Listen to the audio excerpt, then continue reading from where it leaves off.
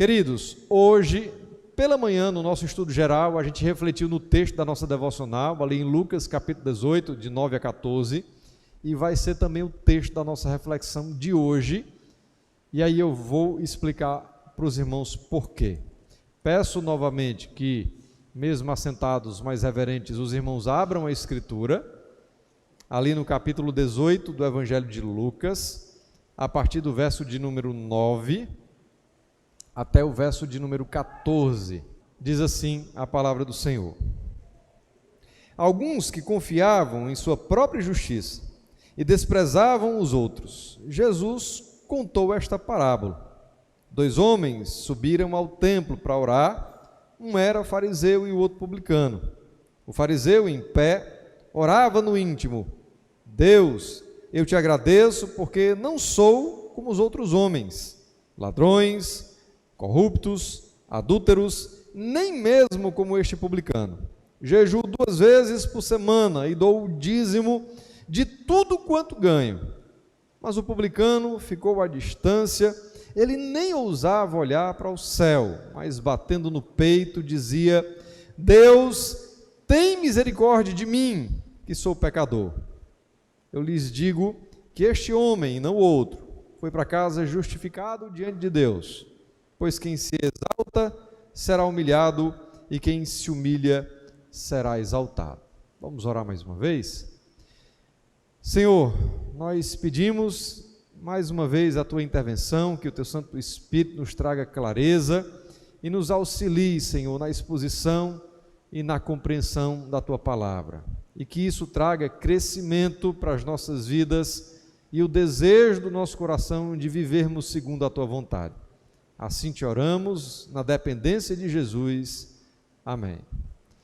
Queridos irmãos, o capítulo 18 do Evangelho de Lucas, Jesus ele vai tratar essas 2 parábolas iniciais, aí a parábola da viúva persistente e depois do fariseu publicano, da temática da oração. Então, o enfoque aqui de Jesus é ensinar os seus discípulos como eles deviam se chegar diante de Deus, como eles deviam perseverar, como eles deviam estar diante do Senhor e como eles deveriam orar. Essas 2 parábolas você só encontra aqui no Evangelho de Lucas. Outras parábolas você vai encontrar nos outros evangelhos.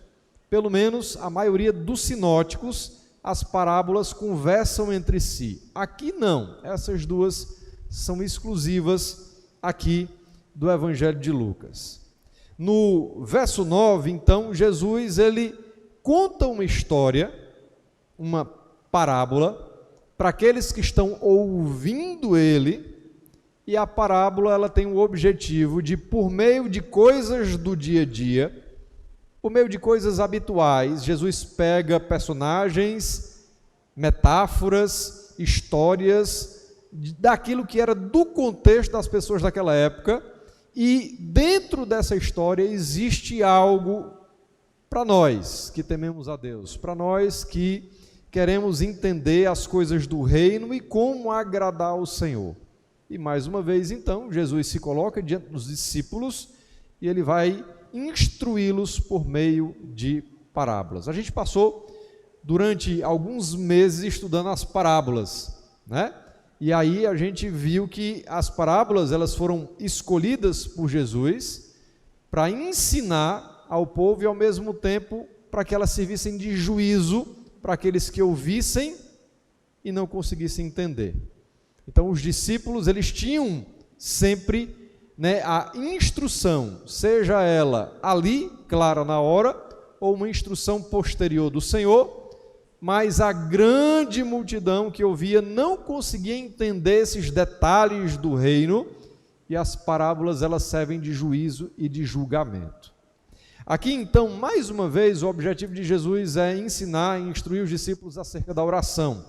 E logo no verso 9, Jesus vai nos mostrar que um dos grandes objetivos aqui é mostrar a motivação do coração e como a gente deve se aproximar de Deus. Então, Lucas registra o seguinte: alguns que confiavam em sua própria justiça e desprezavam os outros, Jesus contou esta parábola.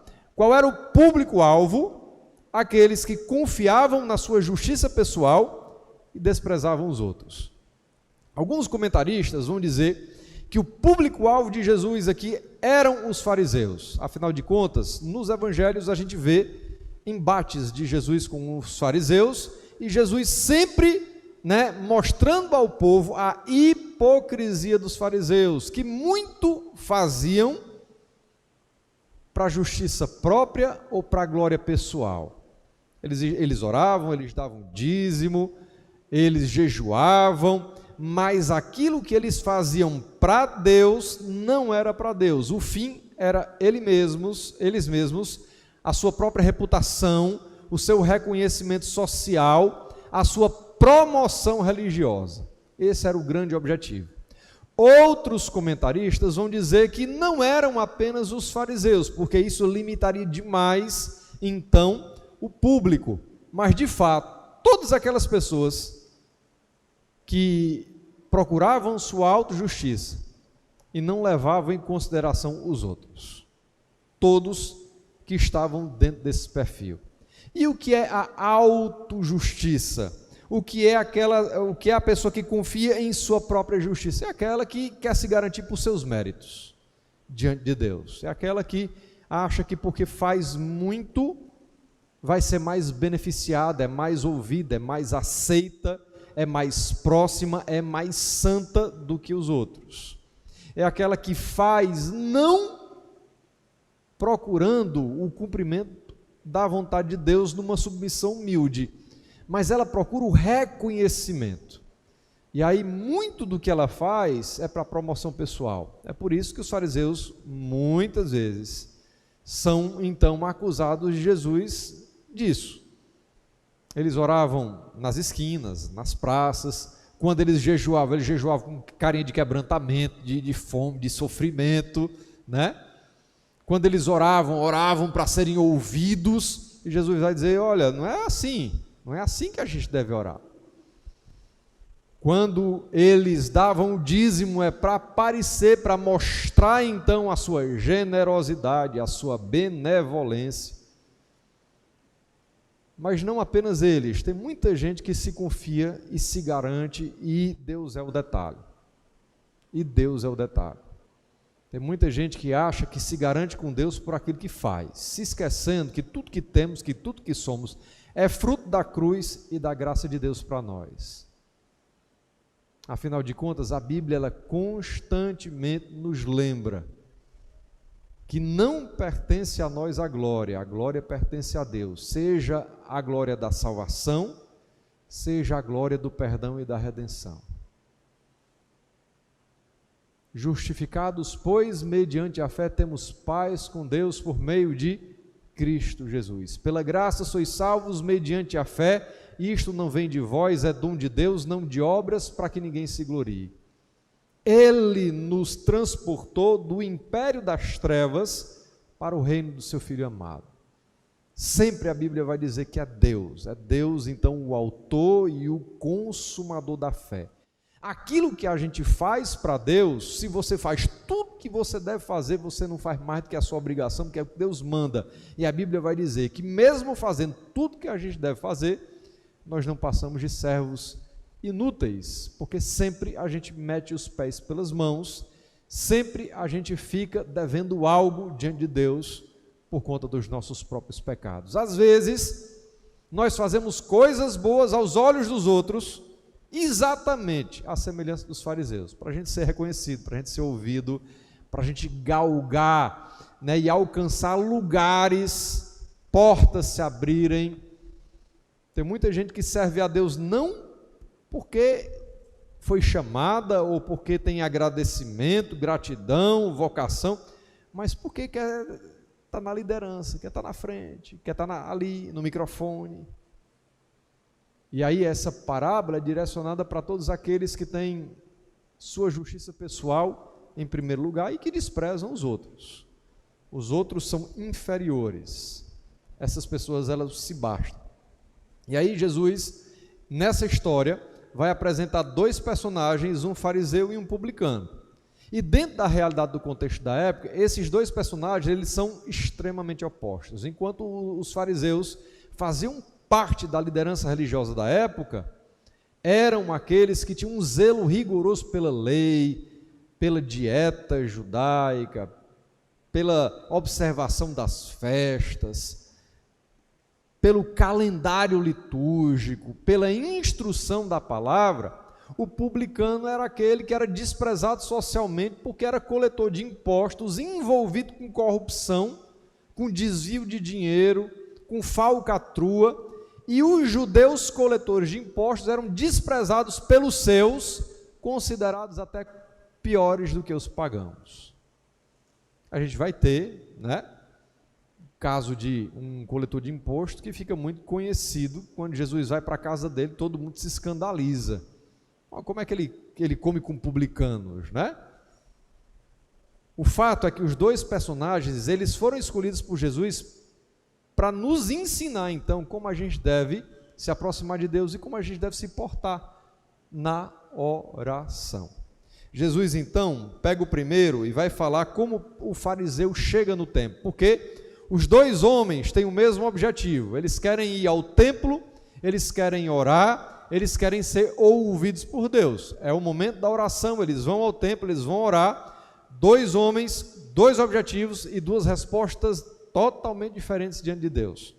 O fariseu, ele vai ao templo para orar, ele fica em pé, e no grego, a ideia é que ele vai para um lugar onde ele pode ser visto. Ele não fica atrás, ele não fica escondido, ele não fica do lado de uma coluna, ele vai para um local onde ele possa ser visto e ouvido. Ele fica de pé, altivo, a sua postura chama a atenção.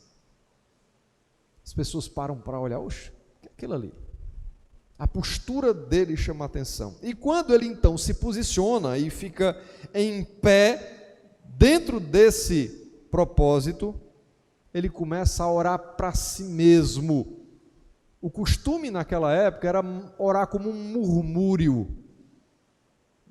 No templo não se orava com voz alta, não se orava gritando, se orava com uma voz como um murmúrio, mas ele fala de si para si mesmo. A ideia é que ele falava numa entonação que podia ser ouvida. E aí ele vai se direcionar a Deus, ele diz Deus, e ele agradece a Deus, mas ele não agradece a Deus pela vida, ele não agradece a Deus pelo alimento, ele não agradece a Deus pelo livramento, ele não agradece a Deus pela dádiva do perdão, ele não agradece a Deus por nada que Deus fez para com ele ou que Deus deu a ele. Ele agradece a Deus porque ele não é igual ao outro, ele está ali se comparando com o outro. Sabe, quando você chega na igreja e você fica se comparando com o outro, vê fulano de tal, não sei nem porque é que está aqui, nem é digno de estar no meio desse templo, Sabe, quando você olha para o de cima para baixo e desdenha, você é um fariseu, está aqui.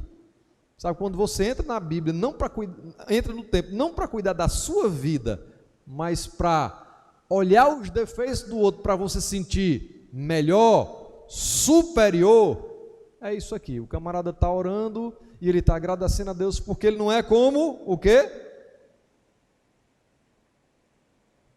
Não sou como os outros homens, ele é diferenciado. Não sou como os ladrões, como os corruptos, como os adúlteros, nem mesmo como aquele publicano. Parece que a presença do publicano chamou também a atenção dele. O publicano provavelmente era conhecido por conta do seu ofício, era desprezado socialmente, estava na lista negra da galera, e aí quando ele entrou no templo, todo mundo se constrangeu e se afastou dele. Que não é isso que as pessoas fazem quando não querem associar sua imagem com outro?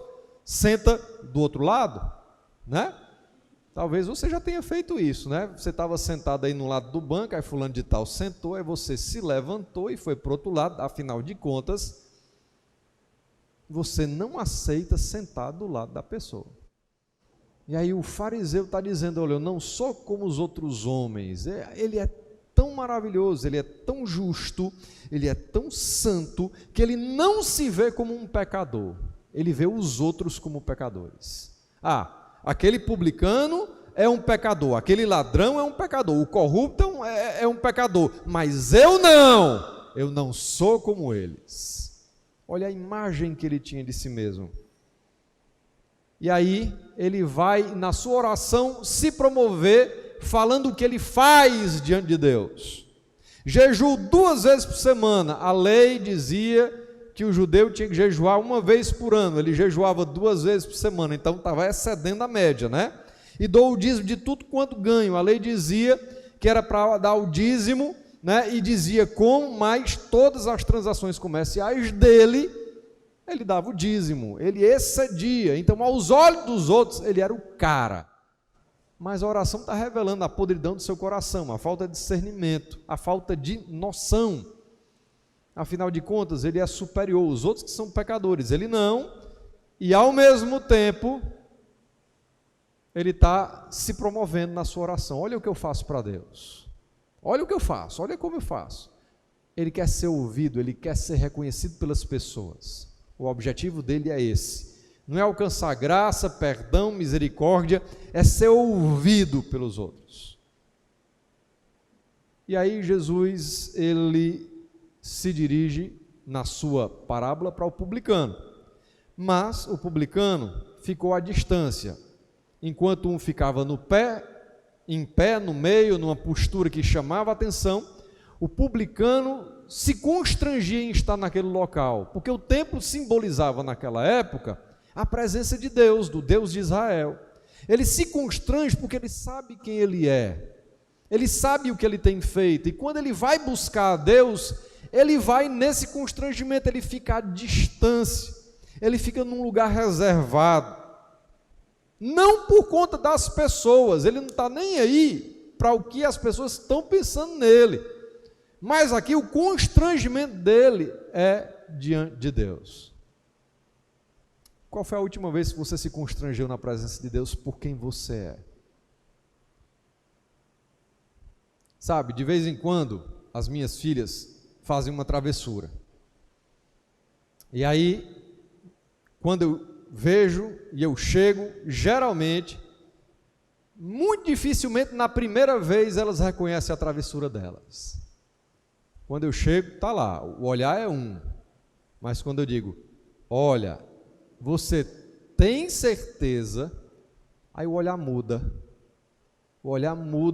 do normal para o constrangimento, o jeito de se portar muda, se abaixa, fica nervosa, constrangida, né? Eita, fui descoberta, meu pai sabe o que eu fiz, meu pai descobriu a minha travessura. A gente, irmãos, aprendeu por conta da teologia da prosperidade, que o crente determina, que o crente decreta, que o crente exige, que o crente faz e acontece diante de Deus, e parece-me que os crentes esqueceram como se colocar diante de Deus. E Jesus está dizendo que por mais que aquele fariseu tivesse conhecimento de Deus, porque ele conhecia a lei e os profetas, por mais que ele tivesse o entendimento teológico, por mais que ele fosse um professor da lei, ele era um fracasso no seu relacionamento com Deus. Mas aquele publicano, ele era alguém que reconhecia o seu pecado, a sua corrupção e as suas limitações, e a única postura lógica para estar diante de quem é santo, porque ele estava diante de Deus e não dos homens, era o constrangimento. Sabe, quando Adão e Eva estão diante de Deus antes do pecado, a postura é uma, e depois do pecado eles se escondem, é o constrangimento do pecado. Sabe, quando você, casado, faz alguma coisa que quebra a comunhão do seu cônjuge, e você fica evitando olhar, e você fica evitando entrar na conversa, e você sai do mesmo ambiente, com medo que o assunto seja tratado, é o constrangimento do erro, é o constrangimento do pecado. Sabe, quando você, jovem, chega em casa e sabe que o pai e a mãe sabem que é a semana que sai o boletim. Aí o boletim está na mochila, você deu um deslize e você transpira com o negócio lá, a prova de que... E você fica tentando agradar papai e mamãe, e você fica tocando em outros assuntos, para não chegar no assunto do boletim, porque ali é areia movediça. O fariseu entra no templo, ele não foi lá para olhar para os outros. Quem está olhando para os outros é o fariseu. Ele foi buscar Deus. O fariseu está olhando para os outros, ele está orando com os olhos assim, semicerrados.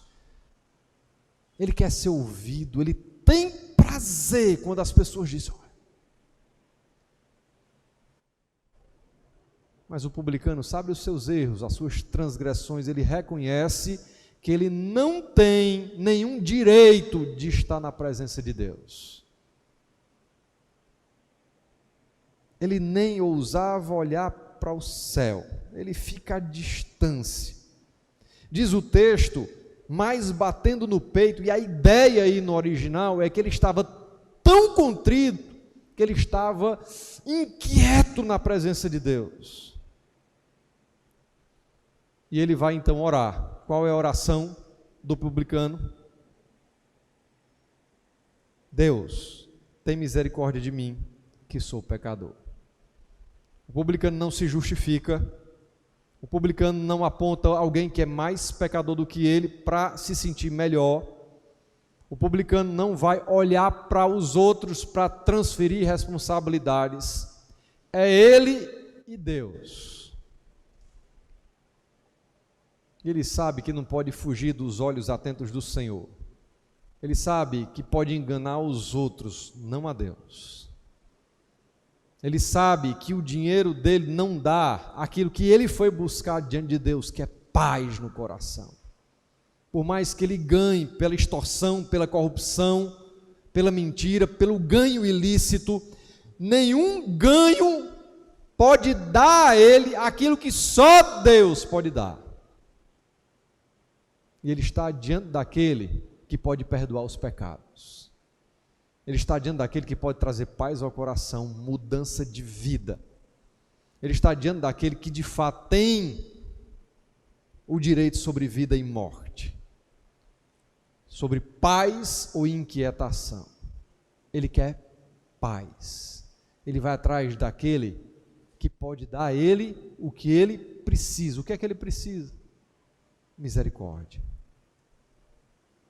Diante do Deus justo, que ele não consegue levantar a cabeça, inclinar os olhos, diante do Deus santo, ele vai buscar o quê? Misericórdia. Misericórdia. Nós aprendemos 5 coisas com esse publicano nesse texto. A primeira coisa que a gente aprende com ele é que toda oração tem que ser uma petição sincera, genuína diante do Senhor.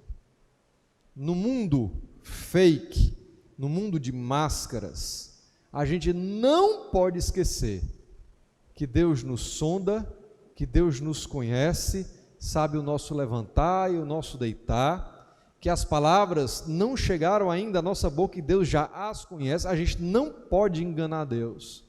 E quando a gente se aproxima de Deus, a gente tem que ir com sinceridade genuína. Senhor, Tu sabes quem eu sou. Tu sabes porque eu estou aqui. Tu sabes porque Tu tens visto o que eu tenho feito. Tu conheces os meus pensamentos. Tu tens visto as minhas escolhas. Tu sabes, Senhor, o que eu tenho feito, ou o que eu tenho deixado de fazer. É incrível, irmãos, que quando a gente abre o livro dos Salmos, e os Salmos são orações, né? Orações metrificadas, que eram cantadas naquela época, mas são orações, a gente vê sinceridade. é aquele que se rasga diante de Deus, é aquele que vai buscar a misericórdia de Deus, é aquele que vai buscar a justiça de Deus, é aquele que vai buscar o consolo em Deus, é aquele que diz para Deus: Senhor, não tenho mais força, não tenho mais ninguém por mim. É aquele que não tem, reconhece, não há mais recursos, não há mais a quem buscar, ninguém pode me ajudar, eu estou diante de Deus, eu não posso enganá-lo, eu não posso zombar da sua santidade. Então eu sou sincero, porque esse é o meio que Deus quer que eu chegue diante dele. Quando você for buscar a Deus, saiba, você não vai enganar Deus, vá sincero. Diga: Senhor, eu estou aqui constrangido, porque eu estou te pedindo uma coisa que eu não mereço. Eu estou te pedindo mais uma vez por algo que eu falhei várias vezes. Porque não é a primeira vez que eu te peço isso, Senhor, mas eu não tenho conseguido manter a minha disciplina, a minha diligência. E eu mais uma vez, Senhor, clamo a Ti por misericórdia. Seja sincero. Senhor, eu não aguento mais essa situação na minha vida, no meu trabalho, no meu casamento. Você pode ser sincero com Deus. Às vezes você fica cheio de dedo para compartilhar com o outro, com o cônjuge, com os filhos. O que é que vão pensar de mim? Eu vou ser diminuído, ninguém vai mais me admirar. Vá diante de Deus com sinceridade, com genuinidade de coração. Seja genuíno diante de Deus. É assim que a gente deve buscar. O fariseu, ele se importava com as aparências. O publicano, para estar ali, ele deixou todas as aparências de lado. Ele sabia que os outros iriam julgá-lo, mas ele foi buscar Deus de forma sincera e genuína, porque o grande objetivo dele era alcançar aquilo que só Deus poderia dar, que era a sua misericórdia. Então a primeira coisa, chegue diante de Deus sincero, que a sua oração seja genuína. Amém? A segunda coisa que a gente aprende nesse texto é que a oração deve ser feita acerca de si mesmo. Às vezes, eu vejo um conflito entre Júlia e Mariana, e aí quando eu chego lá, às vezes eu não entendo o que elas estão falando, porque uma está dizendo que foi a outra. Aí você tem que pedir para se acalme, respire, e cada uma vai. O fariseu, quando chega diante de Deus, ele vai falar dos outros. Ainda bem, Senhor, te dou graça, porque eu não sou como os outros. Eu não sou como aquele, como aquela, como isso. Quando o publicano vai sincero diante de Deus, ele vai falar a respeito de si mesmo. Senhor, eu sou pecador. Não é o ladrão, não é o adúltero, não é o corrupto. Sou eu. E um dos grandes males dos crentes é dar conta da vida dos outros. Muitas vezes devendo na própria vida. Quando você for diante de Deus, se lembre, querido, vá sincero. E a oração é sobre você. É a respeito de você. Senhor, eu estou aqui, sou eu, fui eu que fiz. Fui eu que errei, fui eu que fui rebelde, que transgredi. Não bote culpa em terceiros não, porque ninguém obriga você a pecar. Você peca porque você quer. Não transfira para aliviar sua consciência. A terceira coisa que a gente aprende nesse texto é que o publicano ele vai em humildade. O ego dele está no lugar certo. O fariseu vai inflamado, o ego dele é inflamado. Ainda bem que eu não sou como os outros. O publicano, ele vai humilde. Ele é pecador. Ele vai humilde. E porque ele foi humilde, ele vai ser ouvido por Deus. Porque ele foi sincero, ele vai ser ouvido por Deus. Porque ele estava falando de si, ele vai ser ouvido por Deus. Seja humilde. Deus resiste ao arrogante, mas Ele está presente com o humilde. Deus, Ele não escuta a oração daquele que tem autojustiça, mas Ele escuta a oração daquele que está contrito e quebrantado na sua presença. Ah, irmãos, como às vezes a gente é cheio de máscara diante de Deus. Seja humilde, bota o ego no devido lugar, vai lá, porque você está diante daquele que pode perdoar os pecados e ajudar você a resolver os problemas da sua vida. A quarta coisa que a gente aprende nesse texto é que o objetivo da oração do publicano era a misericórdia de Deus. O publicano foi atrás daquilo que só Deus podia fazer. Às vezes a gente vai diante de Deus com uns objetivos meio estranhos. Às vezes a gente vai atrás do céu, da terra, do ar, mas a gente, com a nossa miopia, não consegue enxergar aquilo que a gente precisa de verdade. Engraçado, os discípulos, depois que Jesus volta para o Pai, vão para o templo, aí tem lá um mendigo à porta do templo, e ele pede esmola, e aí um dos discípulos diz: olha, prata nem ouro eu não tenho, mas o que eu tenho eu te dou. Em nome de Jesus Cristo, levanta e anda. O que é que aquele homem precisava? Era de dinheiro, de esmola? Era não. Era da misericórdia de Deus, da graça restauradora, do Deus que muda a história, do Deus que conserta o coração e também a vida. Às vezes a gente vai atrás de dinheiro, mas o que a gente precisa é estar com o coração no lugar certo. Às vezes a gente vai atrás de crescimento profissional, mas o que a gente precisa é estar no lugar certo diante de Deus. Às vezes a gente vai atrás, diante de Deus, do prestígio, daquela porta, daquela outra, mas a gente não consegue perceber como a nossa vida está caótica, como a gente está fora do prumo, como a gente está com uma vida desregrada. E a gente vai pedindo aquilo que a gente não precisa e a gente não pede aquilo que a gente necessita. E o publicano vai dizer, olha, vai nos ensinar, né? O objetivo dele era o quê? A misericórdia de Deus. A misericórdia de Deus. A misericórdia de Deus. A última coisa que esse texto nos ensina, a quinta e última coisa, é que a oração foi feita do íntimo do coração. Ele está lá, num lugar, recluso, ele não ousa olhar para o céu, ele bate no peito com um sinal de contrição, de humildade, de arrependimento, ele se direciona para Deus: tem misericórdia de mim que sou pecador. É alguém que rasga o seu coração diante de Deus. Quantas orações a gente desperdiçou, irmãos, porque você já se curvou diante de Deus com aquela pressa para ver o próximo episódio, para ver o que é que estava acontecendo no Instagram, por conta da panela que estava no fogo, por conta de uma demanda de casa.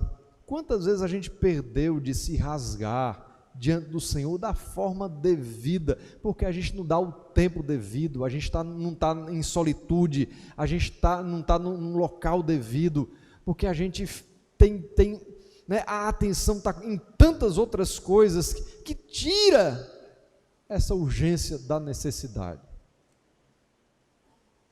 Mas o caba estava lá, de corpo presente, quebrantado na presença de Deus, pedindo a Ele aquilo que só Deus pode dar. E a minha oração, irmãos, é que a gente pareça mais com esse publicano do que com esse fariseu. Numa época em que as pessoas gostam muito de aparência, a gente precisa entender de fato como a gente deve viver diante de Deus e como a gente deve buscá-lo em oração. Porque a oração tem sido uma das coisas mais negligenciadas do povo de Deus. Buscar a Deus. A oração como meio de graça. Acho que é o Senhor aí ligando para alguém que está devendo a Ele. A oração é um meio de graça. Como é que está a sua vida devocional? Como é que está a sua vida diante de Deus? Como você tem se aproximado diante de Deus? Você se acha superior aos outros, você despreza os outros. Nessa época de polarização, né? Que um grupo despreza o outro. Você olha para alguém de esquerda e diz assim: miserável, queime no fogo do inferno. É assim que está seu comportamento? Porque muitos crentes estão vivendo essa loucura, né? Se achando melhores do que os outros, uma justiça maior do que a dos outros, enquanto que a Bíblia diz que as nossas justiças não passam de trapos de imundície, que todos pecaram e destituídos estão na glória de Deus, que todos carecem de Cristo Jesus. Como é que está isso aí? Que Deus tenha misericórdia de nós, que a gente possa viver bem na sua presença. Amém?